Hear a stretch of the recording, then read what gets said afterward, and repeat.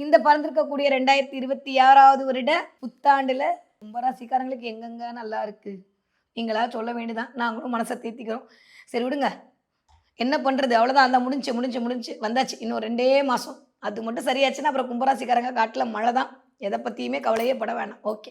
கும்பராசிக்காரர்களுக்கு இந்த 2026வது வருடம் ஜனவரி மாசம் எப்படிலாம் இருக்க போகுது? கிரகங்கள் என்னவெல்லாம் இயக்க போறாங்க அப்படின்னா, ஷார்ட் அண்ட் ஸ்வீட்டா ஒரு 4 விஷயத்த பார்க்கலாம். முதல்ல கும்பராசிக்காரர்களுக்கு இந்த மாதம் ஆரம்பிக்கும்போதே, திட்டினாலும் பரவால்ல, கொஞ்சம் செலவுகள் அதிகரிக்கக்கூடிய காலகட்டமாகத்தான் இருக்கு. 5ஆம் இடத்துல இருக்க குருவ நான் வக்ரகதியில இருந்தா கொஞ்சம் 4ஆம் இடத்துல வச்சு பார்ப்பேன்றனால, குடும்பத்திற்காக சில செலவுகள் மேற்கொள்ளலாம்.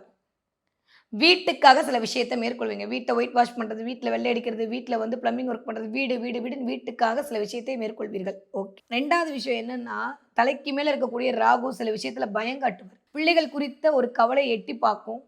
இல்லையா? உங்களுக்கும் பிள்ளைக்கும் ஒரு சின்ன கேப் ஆன மாரி மனசுக்குள்ள ஒரு சின்ன ஃபீல் ஆகும். ஆனா, அதே சமயம் பிள்ளைகள் குறித்த பெருமையில் மூழ்கி தவிப்பீர்கள். நெறைய பிள்ளைங்க உங்களுக்கு பேர் வாங்கி குடுக்கும். 3வது விஷயம், கொஞ்சம் உடல் சோர்வு அதிகரிக்கும். ஏன்னா, 7ஆம் இடத்துல இருக்கக்கூடிய கேது என்ன பண்ணுவாருன்னா, பிசிக்கலா கொஞ்சம் இது பண்ணுவாரு. ஆப்போசிட்ல இருக்கிறவங்க கொஞ்சம் அதாவது என்ன பிசிக்கல்லாம் பிரச்சனையே இல்லங்க. எப்பயுமே நம்மளுக்கு மென்டலா சில விஷயம் பிரச்சனை ஆச்சுன்னா, பிசிக்கலா பிரச்சனை ஆயிடும். அப்ப இந்த ஆப்போசிட்ல இருக்கிறவங்க சில விஷயத்த உங்கள வந்து டார்ச்சர் பண்ணுவாங்க. அதெல்லாம் காதுலயே வாங்கிக்காதீங்க.